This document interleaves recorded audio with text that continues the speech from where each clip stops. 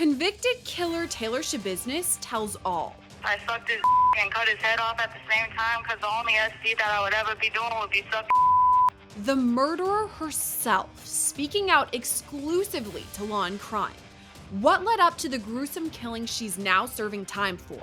How her fascination with serial killer Jeffrey Dahmer first began, and the details of the horrifying crime.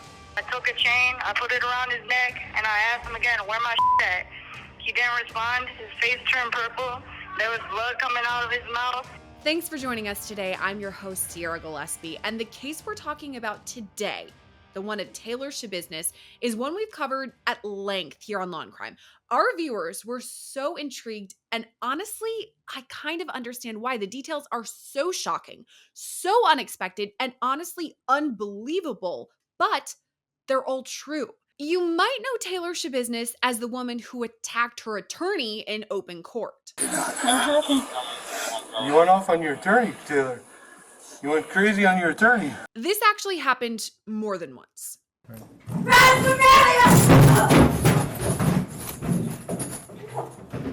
You might also know Taylor as the woman who pointed finger guns at the judge during her trial and also flipped off the same judge during the same trial. You might also know her as the woman who was eventually forced to wear a spit guard for everyone's safety at the same trial. But perhaps what Taylor Schabusiness is most known for is murdering her lover during sex, decapitating his body, and then leaving dismembered body parts across the city of Green Bay, Wisconsin. Damn, the head. I can't believe I let the head go. And what may be the most disturbing of all, beyond the fact that Schabusiness sexually assaulted the victim after his head was cut off, is that his own mother found the victim's head in a bucket beside his severed penis and a Jolly Rancher. Are you positive my son's head is in a bucket? That's how she put it. I found my son's head in a bucket. So I'm dumbfounded. Didn't believe her. Here's what happened.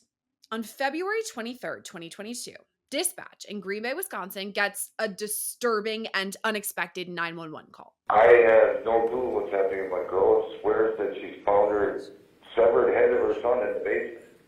Did you go down there? In a bucket.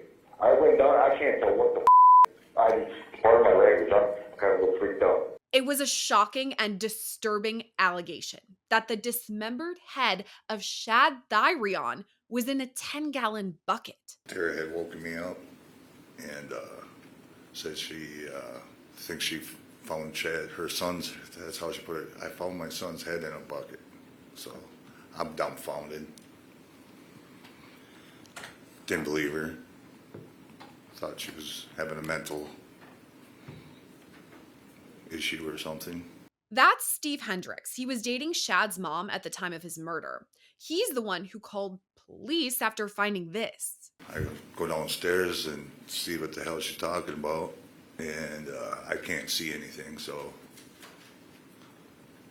we go back upstairs and contemplate what the heck to do. I guess what do you do specifically when you go downstairs?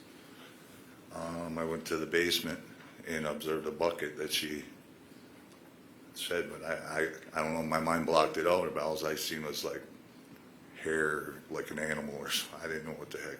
And I want you to keep in mind, Green Bay, Wisconsin is a small town. Technically a city, but I call it a town. Almost everyone knows everyone. It has the small town feel. And yes, murders, crimes do happen from time to time, but nothing ever like this. So when police arrive to this home, they're skeptical at first until they get a closer look at the crime scene. At the bottom of the stairs to the right, there was a green bucket with a shower towel on top of it, just to verify we had an actual head in a bucket. Lifted the towel off, and there was, in fact, a human severed head in the bucket. The head belonged to 24-year-old Shad Thyrion, who was last seen with his one-time girlfriend, Taylor Schabusiness. Hi, Taylor. How's it going? Officer Russell with the Green Bay Police Department. That's video of Taylor Schabusiness's arrest on the other side of Green Bay, not long after Shad's remains were recovered. And here's where we have to insert some new information from Schabusiness herself. For a few months now, Law&Crime has been working to get a sit-down interview with Taylor Schabusiness. Now, the prison in Wisconsin has denied this request, so we don't have video of the interview, but we do have audio because Schabusiness gave us the okay to record our phone conversations with her. So here's the first question. At the time of her arrest, was she thinking of going on the run? I mean, that's definitely what I should have done, you know. That's definitely something that, like, any right-minded person would have done. Mm-hmm. That's definitely something that you could have done. But what I did, I stayed in town. I stayed in town, and I was chopping it up with my roommate. Schabusiness was pretty straightforward in our conversations, and she was the same way after her arrest, too. She admitted to all of the gory details in her police interviews. Take a listen. You two being intimate, having sex? It was getting there. It was getting there, okay. So will this be considered foreplay? Yeah, it was. And then, I don't know. And then, I just didn't stop. I don't know why. I didn't stop. You guys done something like this in the past? Not like that. Do you use manual strangulation during sex at all? No. Is Shad like that? A manual strangulation? Yes. He likes strangulation? I don't know. You know what I'm talking about? Yes, he does. Yeah. Where'd you do the body? The body's there. Yeah. It's, So we're gonna take the head somewhere? I like that. You liked it? Well, you're gonna have fun trying to look for all the organs, but yeah, they're all dismembered. Yeah. So you dismembered the body too? Yeah. And what did you do with the body parts? Oh, they're in the house. Somewhere? They're like, yeah. Basement, upstairs, downstairs? Absolutely in the basement. I was gonna bring them with them. And then, I know I forgot the head. I wanted the head. Did you bring anything with you? Yeah, it's in the van. What? It's in the van. It's, what is it? I don't know, a foot maybe. The what? I think it's a foot. A foot leg, in the van? A leg maybe. I don't know. I'm like, I'm gonna bring it all, and then I'm like, man, this is messy. So then I just left it. I got lazy. Okay. I got lazy, and that's what I did. So I'm like, How did you dismember his body? knives. With what? Knives.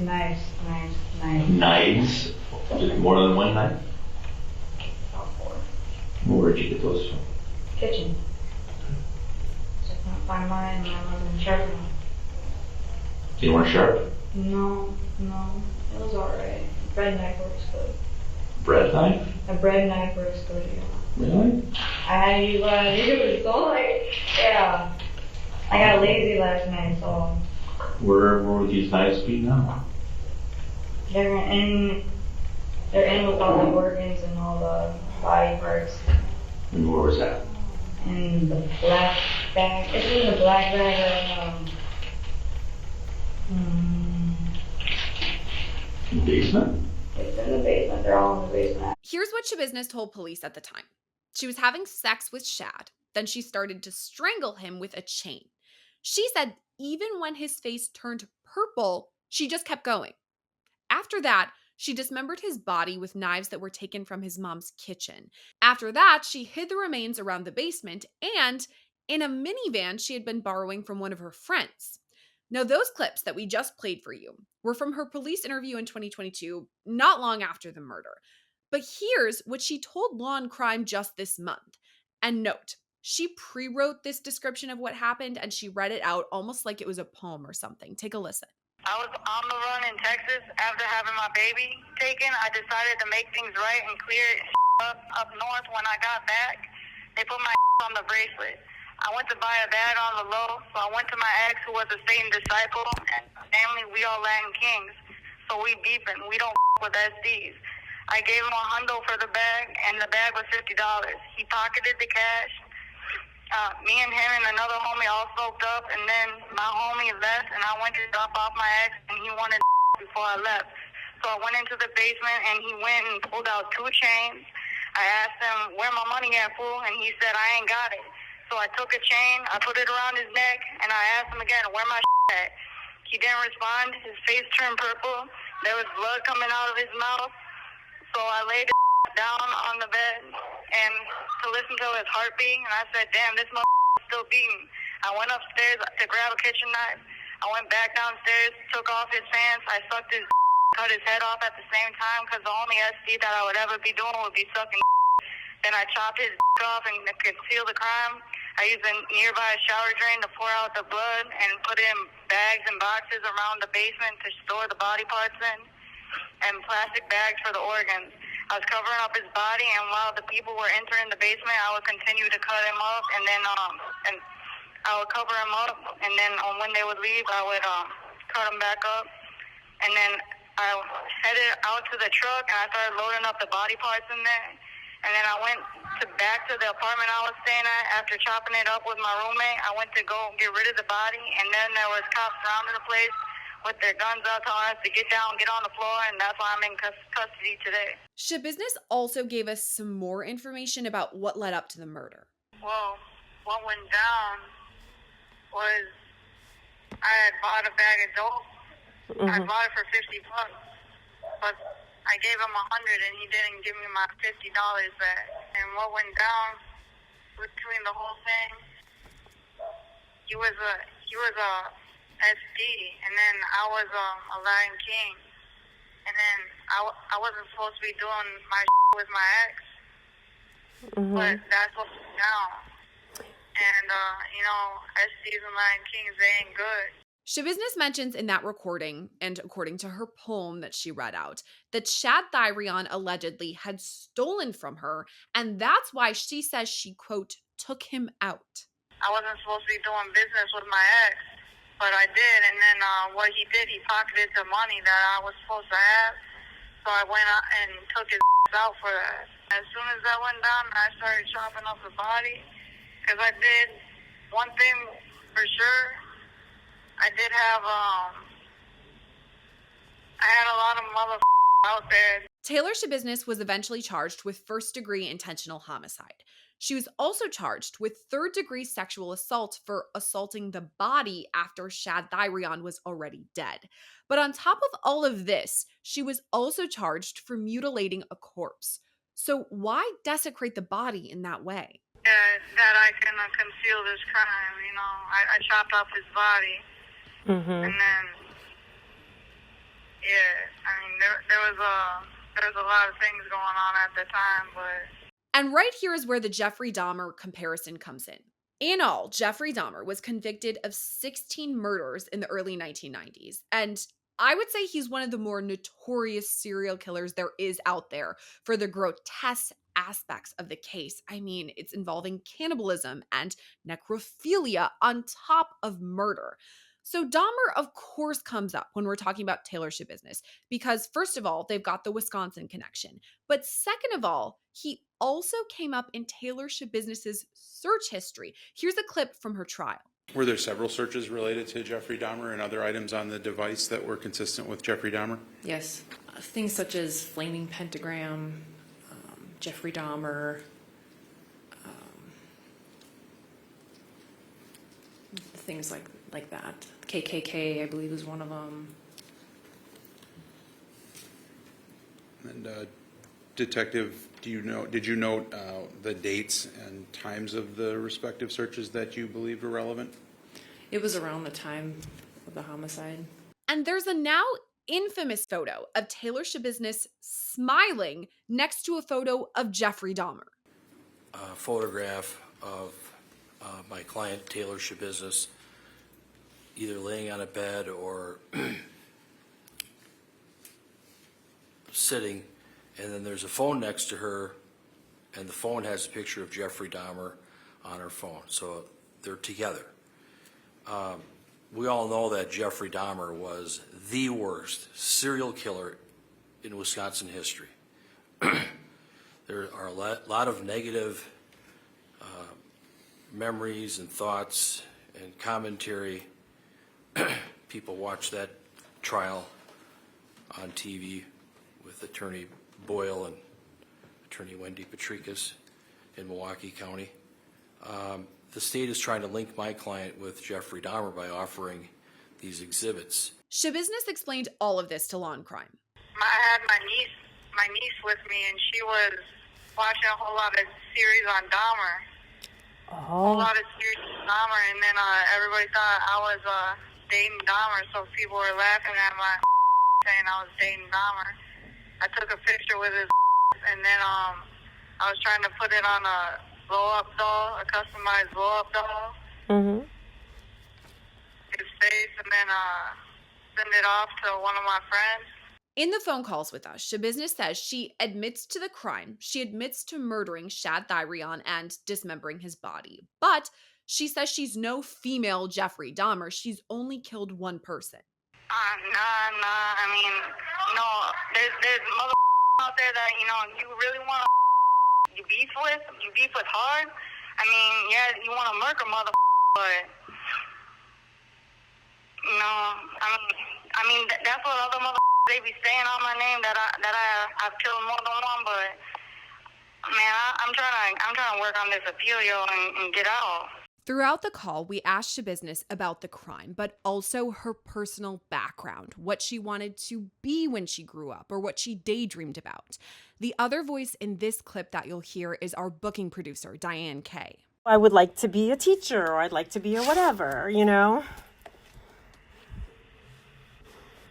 I'd like to be still slinging my pussy on the street, but, over here it's all right. Okay. All right. Well, that makes sense. Law&Crime also asked Taylor Schabusiness about the attacks of her attorneys because, as we pointed out, there are multiple, and she gave us some background. The most recent one, when my attorney, he was calling my and he was saying I need another competency here, and he kept on calling my sticking his tongue out at me. And so I went off on his. But the one before that, he was doing the same thing too, saying that about competency. He kept on saying you need more competency hearings. You need more competency hearings. They constantly keep on saying that, and I said no, I'm straight. My dad showed up in the back of the courtroom, and then as soon as he popped through, that was my dad's previous attorney too, and then he had just fired his. He said get this guy off your case. So then, as soon as my dad popped up in the courtroom, when he sat his down, I already knew it was go time, and that's when I had to go in. So then that's when I went in and I fired it. Taylor Schabusiness went to trial in July of 2023. She pleaded not guilty by reason of mental disease or defect, and she stands by that. Definitely insane. I should have went back to Chicago. I should have went down south, but I didn't do that. I stayed up north. I stayed around in Green Bay. I went back to where my bracelet was at, and to continue going to work, and then continue on from there. But instead, I just smoked up with my roommate, and that was that. To be clear, though, Taylor Schabusiness was found guilty and found to be sane at the time of the crime. The first verdict reads as follows. We, the jury, find the defendant, Taylor Denise Schabusiness, guilty of first-degree intentional homicide as charged in count 1 of the information, dated this date, July 26, 2023, signed by the foreperson. The second verdict reads as follows. We, the jury, find the defendant, Taylor Denise Schabusiness, guilty of mutilating a corpse as charged in count 2 of the information, dated this date, July 26, 2023, signed by the foreperson. The next verdict reads, we, the jury, find the defendant, Taylor Denise Schabusiness, guilty of third-degree sexual assault as charged in count 3 of the information, dated this date, 26th day of July, 2023, signed by the foreperson. So she was sentenced to life in prison, which, by the way, is the highest sentence anyone can receive in the state of Wisconsin. They abolished death penalty long ago. Now, Taylor Schabusiness has tried to appeal her conviction, but the court found there are no grounds for appeal. This actually happened recently. She wrote a handwritten note to the court, and here's what it reads in part, quote, I'm a voluntarily dismiss the no merit and extend the time to file a post-conviction motion. So more could be ahead for her in terms of motions. We do know, though, that she's due back in court already in October for a second trial she now faces, this time for assaulting a staff member at the women's prison that she's currently housed in. We'll see what's ahead at Taylor Schabusiness's upcoming trial. Law&Crime does plan to be there, so we'll give you all of the updates as soon as that happens with the hearings and then the eventual 3-day trial that is scheduled. On top of that, our booking producer, Diane Kay, is the one who's been in contact with Taylor Schabusiness and recorded those phone calls. So we'll see if Taylor continues to reach out to Diane, and if so, and reveals more information, we'll definitely have a follow-up episode with the latest developments in the sordid case of Taylor Schabusiness. Thanks for watching today's episode of Law&Crime News. I'm your host, Sierra Gillespie.